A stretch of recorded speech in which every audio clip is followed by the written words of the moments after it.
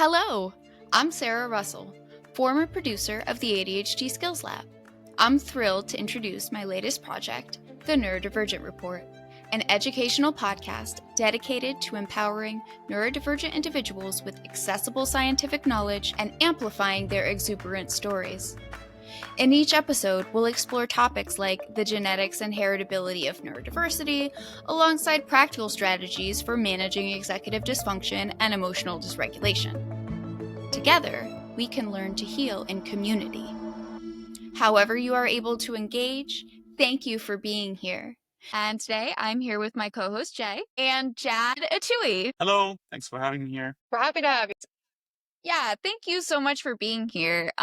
So today's guest actually found us in a really special and interesting way. Jad is a proud member of the NeuroSpicy community, which is the community that Sol Smith runs. He was on sort of an earlier episode. And Jad was listening to that episode and he thought, you know what? I'm going to reach out to the Neurodivergent Report, and that makes my heart so happy. I'm so glad he did that. And if anybody who's listening also wants to come on and talk about anything related to neurodivergence, please do so. Yes. We're trying to maybe in the future have because we have the interviews and then for the research episodes or current events. But we were thinking of maybe to have like some variety in the interviews, trying to do somewhat regular like listener interviews and giving people like a platform to talk about their experiences. And yeah, we just thought that'd be fun. It would be so fun to have recurring segments Yes. of sort of listeners coming on. Yeah. Yes. But anyway, so back to Jad. Yes. He's currently living in Massachusetts and was diagnosed with ADHD as a kid, but sort of came to recognize in adulthood that also he had autism. So we're going to talk about that diagnostic journey a little bit, but I think the real juicy meat and potatoes today is the workplace conversation. So we'll get to all of that. Yeah, so I discovered about the Neurodivergent Report after listening to the podcast, specifically the interview with Professor Sol Smith, as I was a big fan of his content. I discovered his Instagram and everything just resonated. I was like, yes, this is totally me. Yeah. And after listening to the interview that he did with you guys, I saw your website and then started following your content as well. And I saw there was this option to get interviewed. And I have a lot of stories to share. This came at a very opportune time because I am somewhat facing a crossroads in my life as, I've been working for the same company for 7 years, and quite recently I was laid off, and I have so many emotions and perspectives about that I feel like, once the iron is hot, it feels like real. And as time passes, then it's like, it'll become less pertinent, because I will have moved on and done different things. Well, we're very honored that you're sharing that experience with hopefully whoever is listening. I think that it's going to be appreciated, very much similar to how you felt seen and you were resonating with what Sol was saying. So that's beautiful. Yeah. Yeah. It's extremely brave. Yeah. Yeah, definitely. Yeah, because I have a lot of perspectives about neurodivergent awareness and acceptance within the workplace. And every company finds it fashionable to just celebrate, the disorder of the month. So there'll be a month where it's autism awareness, which was April. And I think May is mindfulness. And then there's like a month for the different racial groups. And you always wonder whether this is like something that is sincere or it's just lip service. And I've gotten to experience it because now I've been with the company for 7 years, but it was only a year after I've identified as autistic. I always knew I was, with AD. You always had the sort of neurodivergent diagnosis, but it just changed a little bit over time. And I think that's so interesting because you've always probably been paying attention then. Definitely. To how the culture and how we talk about it all has changed. For sure. And I was not really aware of the culture and the content around it that much initially, especially when it came to ADHD. I just saw it purely as an executive function disorder. You and everybody else. Yeah. That's like, oh, I have a very poor attention span and bad short-term memory, lose things, stuff like that. Yeah. But then, once I went down the rabbit hole and learned about autism, and it was by accident also that I learned about autism.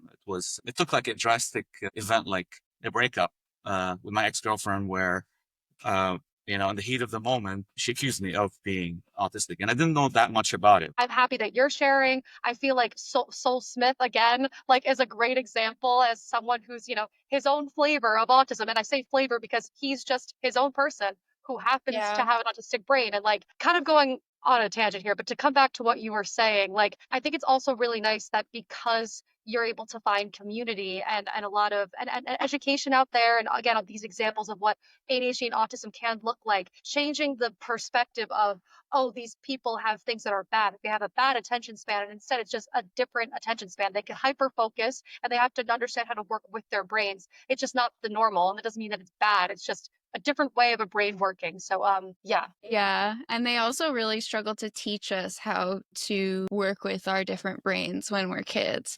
Yeah. Unless, yeah, there's. Yeah. But Yeah. again, I also really like the conversation around finances being able to insulate you from the disability, because that's totally true. Yeah. Yeah. But yeah. Yeah. Here we are.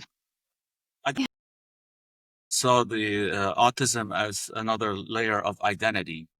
Yes. It was more than just that. I don't even like to use the kind of ASD, and I would prefer if they replace it with different. My whole life, like I thought that something was wrong with me, I couldn't fit in, and Yeah. the community kind of reinforced a lot of things I had to mask for and repudiate because of the reaction of society around me. But today, I see the artistic identity just like how I see my nationality. Just From my Yeah, okay. so accent. let's talk about the other layers of your identity, because you're a complex person, aren't we all?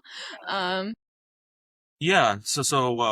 I mean, there's so many labels I can identify as. Like, I'm a son, I'm a brother. I studied computer science, so I'm a software developer, and I also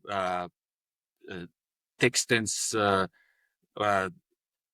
a walking tour. I volunteer on my spare time. I'm not doing it currently, but I've done it like for 3 years. So I'm really a geek about history. And a lot of people consider me as a go-to for travel advice because I've been, all around the world and Oh, that's amazing. almost all the states in the U.S. I have this That is fun fact about amazing. me is that I'm also like um, an athlete in the sense that I'm a runner, and Me I too.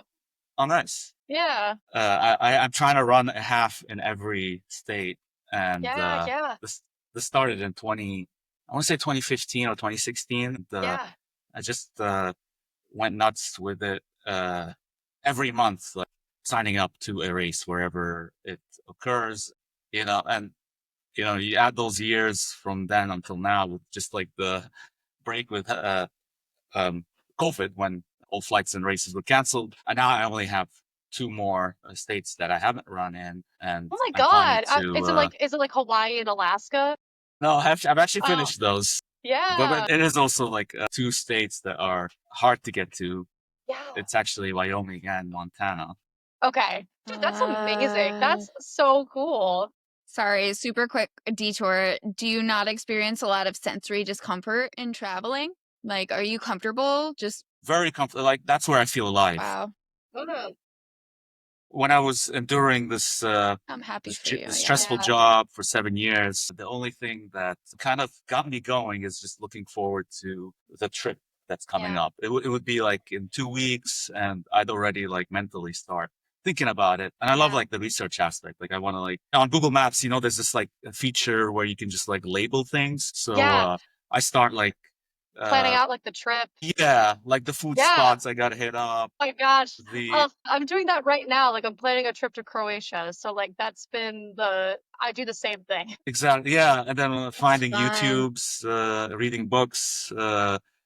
Yeah. And That's a great traveling hack. There's lots of neurodivergent individuals that really struggle with traveling and packing and creating those lists. Literally in our Discord, people were just talking about how they use like ChatGPT to help them with traveling because Yeah. it's just not for them. Yeah. I mean, but that's the beauty of the neurodivergence is that some of us are really organized and know how to like plan things. Yeah, like It's easier said than done. As much as Sure. I've traveled so much, the packing never gets easier. And you'd think Yeah. that I'd They're learn to gonna feel good to hear this. early, I'd say that but the lists are how they the lists and the systems are how they are now because I've messed up so many times where now I've perfected the system. Mhm. At least for me, like traveling is so fun to like plan out and like I love doing that part of it. But like to Sarah's point before about like sensory stuff, like I think it's partially sensory thing and also partially like needing something to do. Like I'm not good at just like sitting and doing nothing. So like Yeah, traveling and also with like I have like some comorbidities. Like I have like a hypermobile Ehlers-Danlos syndrome and POTS, and sometimes like sitting there so for a hard to really long sit. time is just like it's just awful on my body. So like that's that, and then also just trying to preoccupy my brain are usually like the struggles. But so I think Sarah was trying to ask this to you before. So do you find like just traveling just like easy? Like I'm wondering like what your experience is like being on a plane for a long time. Is that like a relatively Or like maybe you have sensory hacks that you're unaware of. maybe that's a good point. Yeah.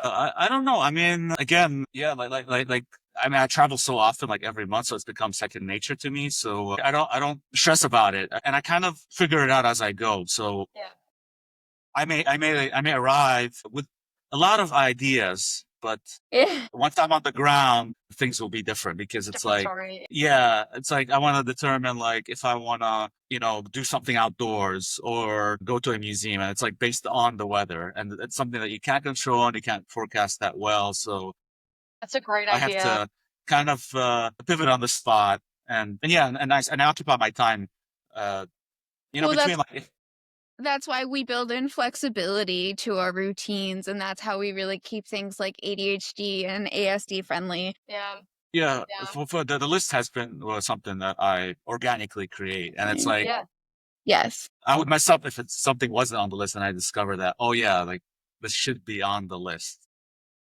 Yeah. However, like it's possible that I could go on a trip and forget something like a charger for the That specific like Mac. country. I'm curious if you have ever sort of disclosed your ADHD or your autism in the workplace, because I know that this can be, I don't know, some people have opinions about it. What's Yeah, yours? no, it never went as far as that because I've always been conflicted whether it would be beneficial or not to tell, I guess, just my manager. Now, I did join the internal community within the company. So there is I think it was like the HR that posted, it was last year in April, that they're going to set up a panel uh, and have people who identify as neurodiverse to answer a bunch of questions in kind of like a roundtable fashion. Yeah. But it was moderated by a neurotypical that was a member of the DEI in the HR department. So that was my first exposure to the fact that other people in my company are neurodiverse. Some of them I knew personally, others for the first time. So it was great to know that, oh, there's other people out there. So Yeah. there's a community beyond the community that I guess I've been exposed to maybe on Reddit, for instance. Yeah. And, over time, I learned about more and more. And that's how I now joined Professor Saul's NeuroSpicy community. However, it was nice that, it was people that I physically meet that were part of the internal chat room for the neurodiverse. But Really quick, just like because you touched on this before, and I wanted to say something at the time. You were saying that this was like a movement by like the DEI, like I guess department or like sub department of like the HR department, and something you were touching on before. I think is important to talk about too, of like the idea of like I don't know. broke my cube. Like, sorry, the idea of like more of like a performative Yes. DEI and following what like the trend is instead of like an actual true effort to have diversity, equity, and inclusion. And I think that a lot of like the criticism, especially from conservative leading folks on DEI stuff, is that it's not effective. And I think that sometimes a lot of companies have like good intentions, but maybe they aren't like the best educated about it, or are just thinking that it's as simple as like we're just going to have a month for this group and it's going to be great, instead of actually following through and doing like something like that, having a manager that's open to actually giving accommodations for people with autism, for example, or ADHD. Yeah, 100%. And this, I mean, this gesture turned out to be insincere, and I'll go into the Yeah, details of which when I found out about this, and the person that announced it right. told me to reach out. So told whoever identifies to reach out if they want to be part of the panel. So that's exactly what I did. I sent her a message, and I've been diagnosed with ADHD as a kid, and then identified as autistic recently, and I'm interested in being one of the panelists. And and there wasn't that much information either, so it kind of bothered me. It's like it was just like very vague, that like what's the No format, expectations of what's going on, is this going to be live or it's going to be virtual, which is so nerve-wracking, not knowing. exactly. Yeah. That So is I such a want, basic question, too. and somehow I'm that so person sorry. mistook that as hesitation, or Hmm. I don't know how she read it, but suffice to say that if it was 1 week before the actual event is supposed to take place, and I find out that that that moderator, I guess, misunderstood the fact that I reached out. It wasn't like enough for her to You're infer that. touching on something because it's you like I'm assuming that this person is autistic. I'm just going to assume because that makes this make more sense. The theory is that if you were not interested, you would be direct, and you were direct in saying, "Hey, I am interested," but it looks like the other person was trying to read the subtext of what you're saying, and then is like because she read the subtext and was like, "Oh, I guess he's not interested because he seems hesitant," and went off indirect communication versus direct communication. And maybe there's a bias to do so in like because it's in a corporate office and that's more of a normal thing to like communicate like indirectly. I that sounds like that's what was going on in Julia conspiracy land. So I love how you're assuming positive intent here. I think that's totally the right Yeah. move. But yeah, it's a clear like miscommunication issue, like, and that's really Mhm. common. They like to say that neurodivergents are bad at communicating, and I do personally struggle at providing the right amount of context. back to your experience as a neurodivergent person, like in the workplace. Yeah, because you also said you're recently unemployed. Yeah. Yes. Yeah, that community at first, like, it always like, oh, nice, there's a community there. But as time passed on, like, it was less useful than I thought. Because again, the DEI officer was not that familiar with autism. She was just checking a box to hold that panel. It's like, oh, we do this panel this month, and We then did our next month neurodivergent we thing. move on We're to good. the women rights or Yeah. Or whatever Asian. other. Yeah. Yeah, the next flavor of the month. Yeah. First, yeah, like, did you ever receive any kind of accommodations in the workplace either? Yeah. Oh yeah, I'll get to that too. So I was kind of highlighting like how little they knew about Yeah. autism. Yeah. Yeah, when I was retorting back about how I was excluded from being part of the panel, Yeah. that like why do you think I reached out? Like, you have no idea how we think or how we work. Like, we don't just do things for no reason. Like, everything we do is intentional. So the fact that I reached out Like, meant that this I all wanted takes to, effort. like, Yeah. yeah. Yeah. So yeah. So I was really confused about that. And then, Yeah. there was like a private group chat with the other panelists to just like keep it forever, where we could just like chat about our workplace issues. Like, I thought, Yeah. okay, That's a good this resource. is Yeah. good. That's cool. Yeah. But it was a very small group. It was only like 5 people. And at first I thought it would be a good medium, but the engagement was like very poor. Because, a lot of us in this community, we have different personality types. Like some people are outgoing, extroverted, others are introverted, Yeah. and keep to themselves. And it just so happened that I was probably the only one that was extroverted. Yeah. I kind of felt like I was talking to the wall, like I was sharing like Um, blog articles, podcasts, and stuff like that, and I wasn't getting much back. reception. And then there was one like thing that happened at work that bothered me, and namely, it comes with the fact that I work with salespeople. But there's and it doesn't bother me because one of the things that comes to mind when I tell you salespeople is that it's going to be a noisy room where people are always on the phone.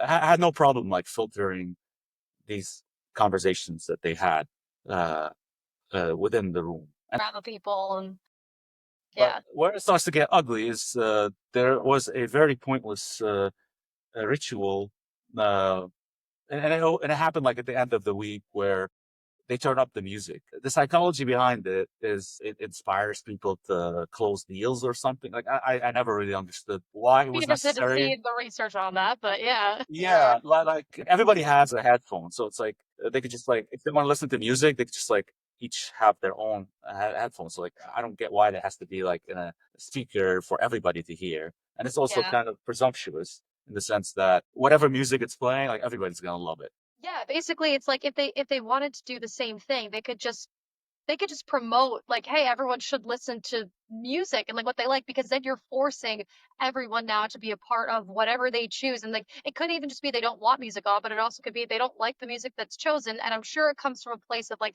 wanting to like create community and doing a fun little like I think it comes from a good place, but it doesn't have the ability to be flexible for people who are just not into that. But yeah, 100%, yeah, and it bothered me a lot, and it kind yeah, of like infuriated me. Like while yeah, working, it became difficult to work because I wasn't thinking that music, and it was distracting, and it also made it more difficult to uh, talk to colleagues because this music was so loud. right. I, I would have to resort to like putting white noise, but that kind of like defeats the purpose again of going to the office in the first place. Yeah, it fell on deaf ears with my managers. Every time I tell them about it, that they just like bring up that it came from a good place and has good intentions, but it's like, all right, well, like what about the people But it's that causing harm. It doesn't yeah matter. Yeah. yeah. So it's like, oh, just deal with it. Put It's really headphones on. interesting how autistics get the stereotype of being rigid and inflexible, and like you guys don't want to allow accommodations to the environment, though. Yep. So and then the track you don't have the benefit of interacting Yeah. in the And you don't office. have a choice. Like if they, did the music individually, people would have a choice if they want to listen to loud music or not. But when they just play it on the speaker, like you don't, you're that choice is taken away from you. Uh, Yeah. yeah, it's like I have to accommodate. Like I have to like Yeah. move somewhere Yeah. else, or I have to put headphones. Yeah. Um, it's defeating the purpose because I want to be close to my colleagues and Right. That's all have the point. these Yeah. conversations. Yeah, like it's like yeah, I don't win in this situation, and they're not willing to even scoot an inch. Yeah. Because it's like anybody could just like listen to headphones if they want to listen to music so badly. There's also other ways, like if their big thing was like we want to create community, great. There's other ways to do that where again it's a choice instead of forcing everybody to do something. It's just Exactly. not understanding like sensory processing disorder at Yeah. all. Yeah. Yeah. And I Yeah. brought this up to the internal the diverse community, and that wasn't helpful either. And I Yeah. also asked like, oh, can we open it up for more people? There's some people who didn't participate in the panel but are also maybe neurodiverse. Like, is there any chance that they could be Right. added to? Because I kind of wanted to like grow the audience. Suffice to say, like nothing happened there either. She's like, oh, I have to like check. I know the legal laws. Like, we don't want people to think that we are medical professional. Like, which is ridiculous. Like who would think that I I don't am a even yeah, like it was just like a whack answer to a sincere point. But aside from that, outside of that internal group, I've never disclosed it to my individual managers, which kind of leads me to the problems that I've put myself in more recently.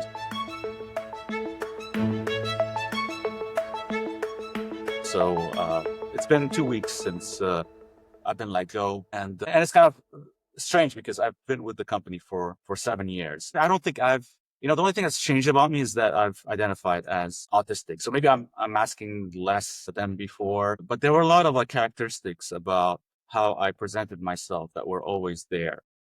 And just a side note really quick, because I want to add this, is that when we talked first, you were saying that like your company had a way of measuring like people's output and how well they were doing, and you were consistent. Well, one, it's gamification, which is ND brains love that stuff. So not surprised that it was even more motivating for you. But like I want to make a point that like you were absolutely, benefiting this company. Forming. Perform and it's which is what they wanted, but at the same time, like I read something on Instagram last night where this therapist was talking about how maybe narcissistic personality disorder is actually just a colonialist mindset, and they're just trying to reinforce oppressive systems. Anyway, I don't know, but I wanted to underscore the fact that like you had talked to us previously about how well you're performing for the company. So yeah. Oh yes, yeah.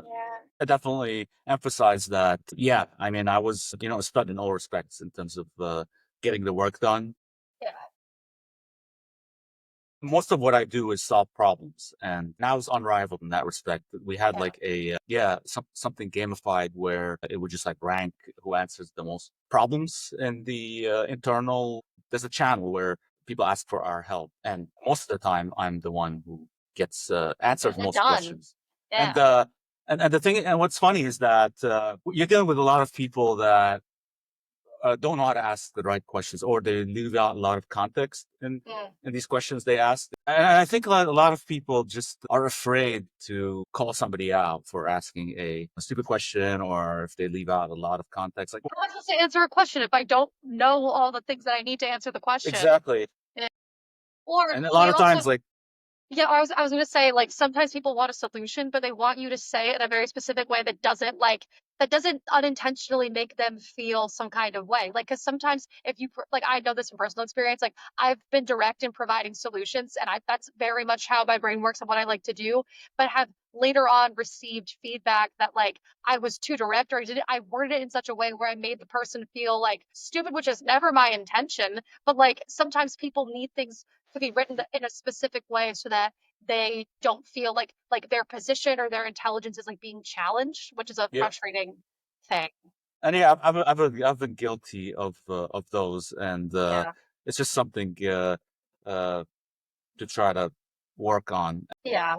I've also learned about a AI tool that can, especially with digital communication, Yeah. where uh, I may use the wrong words, or come across as offensive. If I put the the sentence I was gonna put in the chat Cool. there, Yeah. and then In let the it spit Goblin out. tools, in the judge. Exactly. Yeah, yeah. Not that. Well, yeah. I use the one that makes it professional, or Yes, kinder. But yeah, I know the judge is like, it helps with the it's different. response. So it's been a good tool Wow. whenever I've Yeah. made use of it to make my communication kinder, or takes out all the fancy. Because sometimes I have this knack of using a lot of complex word that makes that kind of distracts people from the point I'm Thing though, trying to make. I take a guess that it's not even that you weren't being kind. I think that maybe like I think that some people just want to be like I I'm sure that your intentions are good and that you want to be kind, but that some people need to be communicated with in a specific way to receive that. And at the same time, like if you're using like like if you're like big words or like complex language, maybe it's more effective for you to do that because it is more accurate language and it's language where you feel more efficient in saying it. But somebody could then take that as like this person's using big language. Do they think they're like super smart or something? Yeah. Yep. Okay, Bragging, or Uh-huh. showing off, but I think I'm just like, Whoa, yeah. increasing their, because I love data too. Yeah, like Like when I people would love it. overshare, I'm like, I find it weird how sometimes like there's communication where like somebody's like TMI. I'm like, no, there's it's never a problem. Like, Yeah, like yeah. if it's too much information, I'll just ignore it. But the fact that you overshare, that's fine. Like Yeah. it's like I have the choice to, if I want to know more, I can ask questions. But if not, then just let you move on. That's a good point. But Yeah, yeah, that's it never registered in my mind why like people are like, let's try to be as concise as Yeah, I possible. think some people just, and I don't even know. I'm sure that there are trends between like neurodivergent people and neurotypical people, but I'm sure there's people everywhere just value different things in communication. Like some people value giving all the context to be like so that we're on the same page or we have all the information. But I think some people more look at And then some communication. people just want you to do it for them, though. Like, please make decisions for me and just tell me what I need to do. Please, but it's also I Inside think me, there are two wolves. yes. Oh my God. But, yeah, but, like Anyway, wait, I just, oh yeah. So I think sorry. that some people, I love the two wolves meme. I think that some people though with communication almost like wait for their turn to speak again and sometimes like tune out after maybe like a minute of someone speaking and then they're just waiting for them to be able to participate again. And so I think that I would venture a guess that for those people, like the info dumping, data dumping is not how they want to be communicated with. But yeah. Yep. Yeah, it's something I struggle with again because I You just value have to it find so. your So I people. can't emphasize with why. I know that that neurotypicals don't like it, but yeah, it never. I never Because I understood. want to, I want to emphasize just really You, quick again, like I've met some neurotypical people who are like totally cool with that. So I think that there are trends for sure between like the tip, like a trends between like neurotypes of communication. But like I think it's more important to like just find the people that find your people, find the people that love you for you, find the people that love the way that Exactly. you communicate, whether that they're like neurotypical or neurodivergent. Yeah, and I think I don't know if it's like love at first sight where people ju- know right away that I of my quirks and they It love me takes for time, it I because think. of or it takes time or they get used to me where like Yeah. when they realize that all right, despite like the way this guy Yeah. talks and how he's like blunt and stuff, like Yeah. he means well, Yeah. and that's why I was emphasizing that I was with the company for like 7 years and it was just like recently that these problems started to boil. I mean, there's a combination of things that were happening because the company has grown a lot from when I first started, when it was only 70 people, and now the company is almost like 2,000. So, and we're like Wow. all over. wow, So, yeah, it's become like so crazy less big that, loyal. yeah, so that the human touch Yeah. is like lost. Like it almost feels like, so we use Slack as like the chat channel to talk to each other. It almost felt like Slack was like Discord or Reddit. Yeah. Uh, like it's like I don't even know Constant. who I'm I don't know talking who this to. person is. Yeah. Yeah, because I think I'll take a little bit more precaution, like if I'm answering somebody that I know as opposed to just some random Yeah. stranger. Or I would just like perceive that this is the person that is insincere. Hmm. So I kind of color my judgment to how I respond. So we've talked about like some of some of the frustrations that you felt like some things that you felt like weren't well received by your work and talking about like you were still performing really well for them, but kind of like how did the job come to a close a few weeks ago? And so that, yeah, people that knew me knew I had good intentions, but then Yeah. the ones that didn't know me, and especially as the company's grown and so many, I see so many names, and I don't know where they're from. Uh, they took they were taken aback from my responses, and then they reported me to HR, Mm. which then circulated back to my manager. The important detail is I can only work with a manager that kind of has I guess, the technical experience Mm. because you may have like I don't know managers that have walked the walk. Okay. So I can kind They've of been through like the ranks and yes, exactly. yeah. But at the same time, companies do hire somebody that's just like purely a manager. Like they don't have the technical experience, but yet they're in that Yeah. position. And Kind of like school principals. Sometimes they're like teachers, but they're not always teachers, and sometimes they're just like thrown in there. exactly. Or like you look at the coaches for like the major sports, Yeah. like you have like ones that have been players and some that are just straight to coaches. Yeah.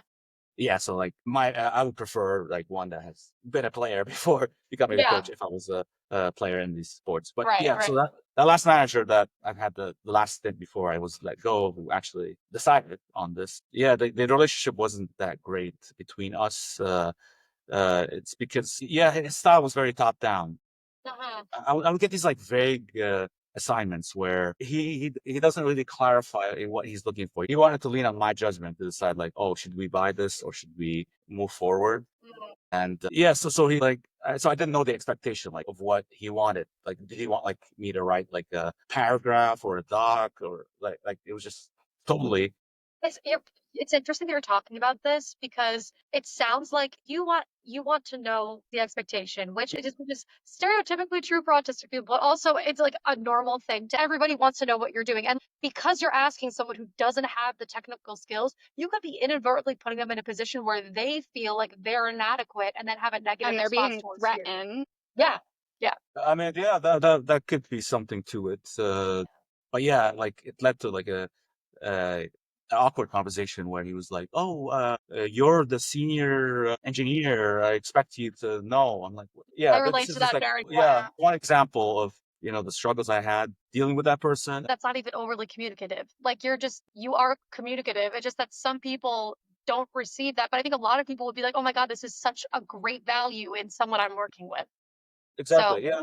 So we had these like communication challenges. So or could have thought just his way is better. So I don't yeah, even know if he had a way, but yeah. So the issues by the folks outside of me and him, the people that were offended by my communication style, I think it was kind of like a gift in his lap, and he kind of yeah, leveraged it uh, as a way to get rid of me. Because I never told him I was autistic, but it's just like the fact that I'm bottoms up in terms of how I solve problems, and then also another thing about us autistics is that we just don't believe in hierarchy. Like just because somebody's our manager, it's like, oh, we're just like you know down to bow, you, bow sir. down to their feet, and they just have to Yeah, prove I themselves to hate us. the meritocracy. Yeah. So yeah, I was dealing with a lot, and yeah, I was hating what the company stood for, and working with this person that I was ready to go on my own. Was it affecting your physical body? Like, were you getting sick?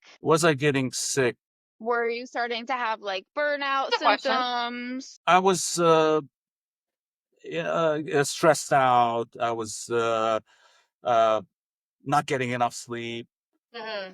Yeah. Otherwise, I think I do a good job because I live an active lifestyle. Hmm. I am signed up to do workouts. It's like a monthly plan, and also I run a lot.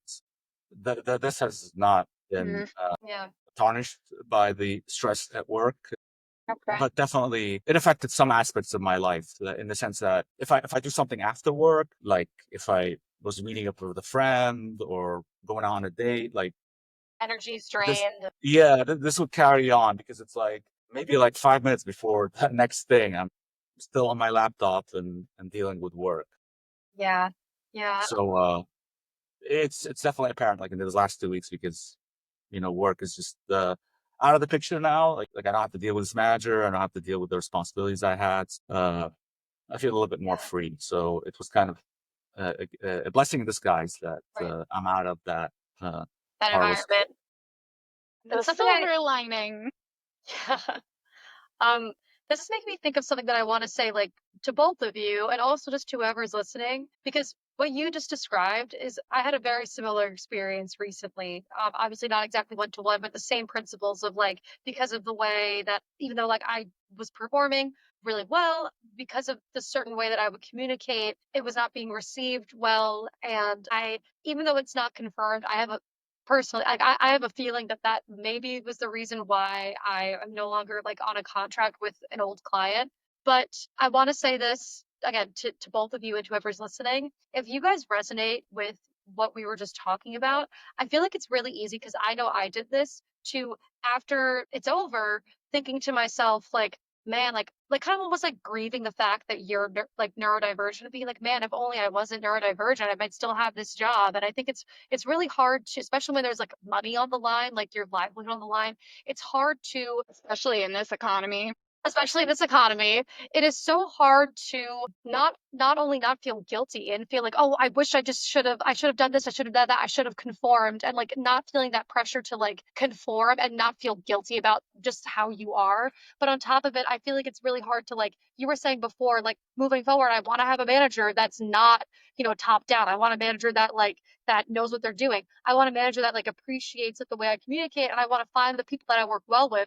But sometimes it's hard to be able to do that. And when money's on the line, you might feel like you have to sacrifice, those things. Your And needs. yes, and Yeah. it's something that I think is the reality of like a lot of people, a lot of neurodivergent people, even a lot of neurotypical people who are in environments that are not good for them. So if you're able to find a work environment or like a friend group, like you're able to live your life in ways where people are accepting of how you are, that is a very beautiful thing. And if you're not able to find those things, just knowing like to being able to set boundaries, to be able to take care of yourself, because it it's it clearly can lead to burnout. And like if it's not regulated in some way, then it's going to end that job or friendship or whatever it is. Definitely, I hope that I won't have to settle.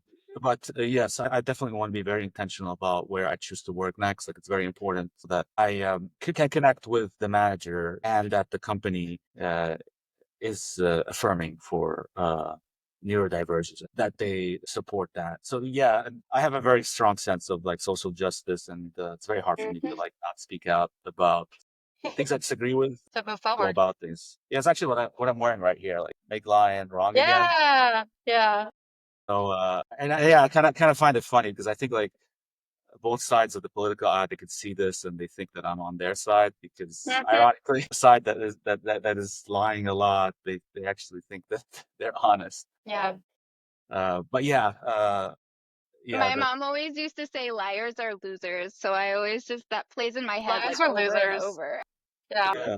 yeah, yeah. It shocks me that the neuro typicals are just like so loose with the truth, like they just lie without any consequence or Are they feeling that. neurotypical or are they just undiagnosed? Yeah, but as far as like how I carry myself, like it's just like, why do I have to settle for not telling the truth? Even if it disappoints people, but Yeah.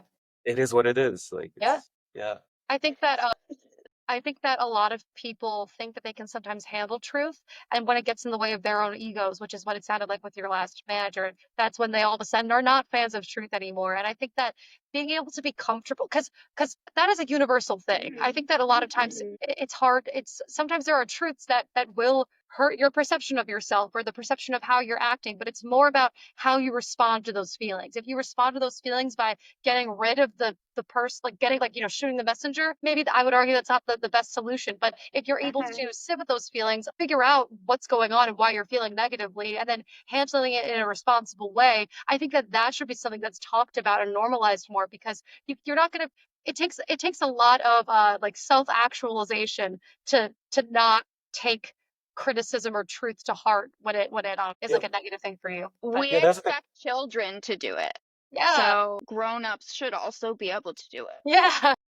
Yeah, that's a technique to everything, and it's something that I could improve upon myself. Like Yeah. people always told me, like it's like the delivery. You have good ideas, you mean well, but you can fine tune that if you can Yeah, I learn. think I think it's like I think it's both. Like, but yeah. The behavior that society accepts and normalizes and pathologizes and demonizes is really interesting. This is where sociology comes in and it starts to say, like, well, the reason that those are norms and they are reinforced is because those are the structures that keep oppression happening, back to that thing again. But anyway, okay. No, it's a good point. I love it. I love this. Upbeat about what's going to come up next. Like I feel like now it's like, oh, I can radically change my life. Like I could like Yeah, like you've been liberated decide, from yeah. what I'm gonna work on next, if I Mhm. want to stay living here or move somewhere else. But yeah, like it's like a good time to reevaluate, like, are there other things in my life maybe that aren't serving me, just like how that job wasn't, you know?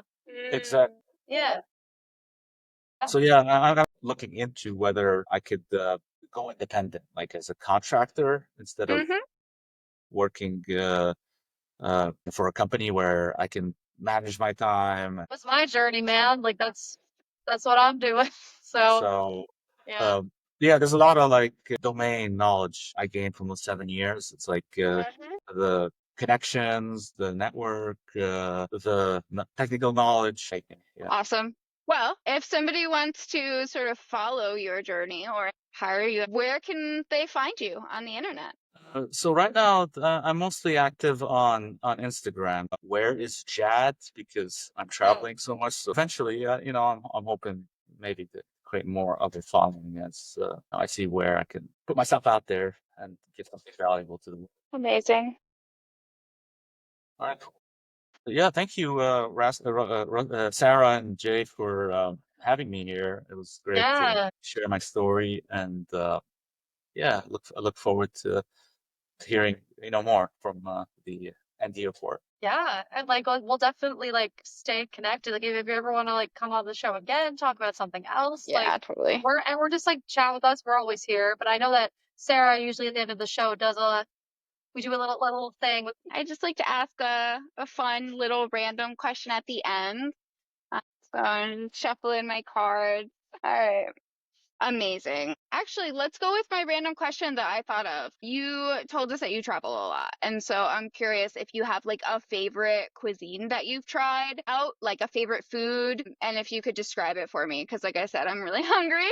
that's a great question. Yeah, it's not an easy question. I mean, I am a No, foodie, and you can also but do like I top think three or something. yeah, I know that. yeah, but I know it's an easy one because I think it's like the most important meal of the day, breakfast, and there's nothing that is more important or vital to me than a breakfast sandwich, and it's the one thing that I've been like emphasizing a lot, like in my Instagram. So case in point, one thing is like how some breakfast sandwich places they make like the egg souffle or like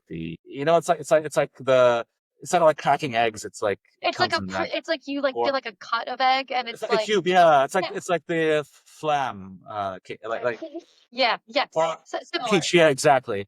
Instead Uh, of cracking an egg and having it just be on the sandwich. yeah, like I prefer it when it's like in that. It's like amorphous, like Yeah, when like when it's when it's not all scrambled. mixed together. Yeah, but it kind of is like a perfect cube, Yeah. or yeah. So to me, yeah, that's kind of like a knock against a place if they do that. And I don't know, it's kind of like lazy because it's easier to do that. Like it's like you could excuse McDonald's or the fast food chains to do that, but like It's not even on just lazy, top, it's also I'm like, how long has it been sitting there? Like I know if it's like a cooked exactly, and egg, like and it doesn't taste as good yeah.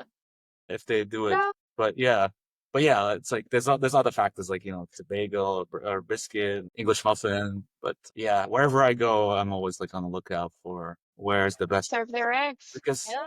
I don't want to have to settle with going to McDonald's or a fast food chain. I want to find like the When one you're in that's a place you want to go try the food at that yeah, like even if it's like a corner shop. Yeah. Sometimes like you have corner shops that can make them great. Yeah, and that also includes like breakfast burritos.